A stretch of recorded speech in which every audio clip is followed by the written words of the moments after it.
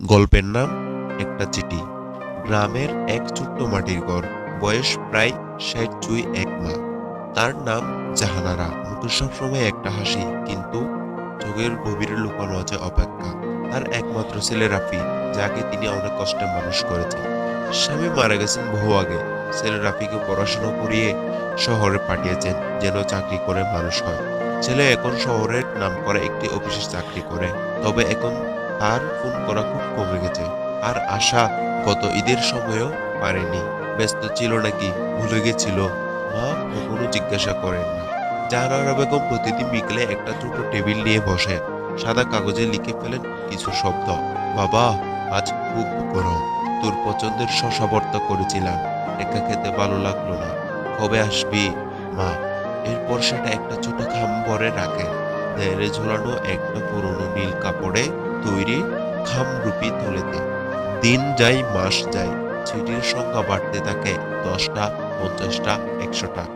কেউ জানে না মা এগুলো কাকে লিখছে। কেউ তো পড়তেও পারছে না।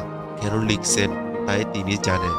একদিন ভুল করে ডাকপিয়ন, পোস্ট অফিসের মানুষ মার ঘরে ঢুকে পড়ে। সে দেয়ালে খামগুলো দেখে অবাক হয়ে যায়। চাচি, এগুলো কি? আমার ছেলের চিঠি। ও, সরে থাকে। এটা তো আপনি লিখেছেন। মা হেসে বললেন, ও যখন ছোট ছিল আমি প্রতিদিন একটা করে চিঠি লিখতাম। ও যখন ছোট ছিল আমাকে প্রতিদিন একটা করে চিঠি লিখত। এখন সে ব্যস্ত, তাই আমি লিখি। আমি জানি সে একদিন সব পড়ে যাবে। ডাকপিয়ন স্তম্ভ। সে কোনো কথা না বলে চুপচাপ একটি চিঠি নিজের কাছে রেখে নেয়। ঠিকানা খুঁজে বের করে শহরে পাঠিয়ে দেয়। রাফি, মার সেই ছেলে, এখন শহরে একজন বড় অফিসার। ব্যস্ত জীবন, কর্পোরেট মিটিং, বন্ধুদের আড্ডা, মায়ের খোঁজ। আরে ভাই, সময় কোথায়? একদিন অফিসে বসে থাকা অবস্থায় তার হাতে আসে এক চিঠি। সাদা কাগজে কাপা হাতে লেখা, বাবা, তুই ভালো থাকিস। আমি তোকে খুব মিস করি। তুই তো এখন অনেক বড় অফিসার। তোকে বিরক্ত করতে চাই না।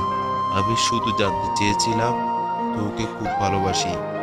রাফি চোখে পানি লুকিয়ে অফিস ত্যাগ করে। রাফি যখন গ্রামে আসে তখন সন্ধ্যা।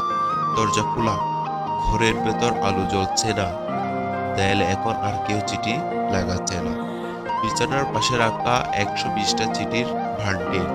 প্রতিটা চিঠি শুধুই ভালোবাসা, খোঁজ খবর আর অপেক্ষা।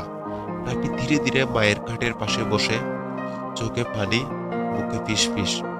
মা, আমি ভুলে গেছিলাম, কিন্তু তুই তো কোনোদিন ভুলিস না।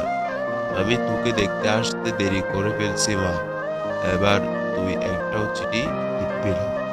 দেয়ালে ঝুলানো একটি কাগজে লেখা আছে, যদি না আসিস তাও দোষ নেই। আমি জানি একদিন তুই পড়বি আমার চিঠিগুলো, আর বুঝবি একজন মা কখনো তার সন্তানকে ভুলে না। ভিডিওতে একটি লাইক করে দিবেন এবং চ্যানেলটি অবশ্যই সাবস্ক্রাইব করে দিবেন।